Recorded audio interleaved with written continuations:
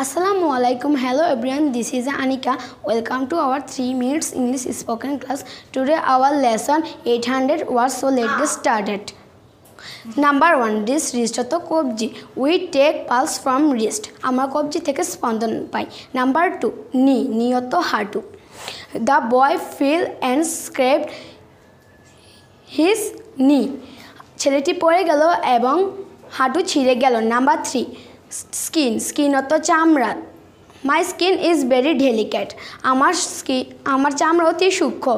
Number 4 shave shave অর্থ কামানো। He didn't shave his beard. সে তার দাড়ি কামায়নি। নাম্বার 5 শেফ শেফ অর্থ হোটেলের রাঁধুনি। দ্য শেফ ইজ মেকিং এ মিল। হোটেলের রাঁধুনি রান্না খাবার তৈরি করছে। তো বন্ধুরা আজ এই পর্যন্ত দেখাবো নতুন কোনো ভিডিওতে নতুন কোনো বিষয় নিয়ে। আসসালামু আলাইকুম।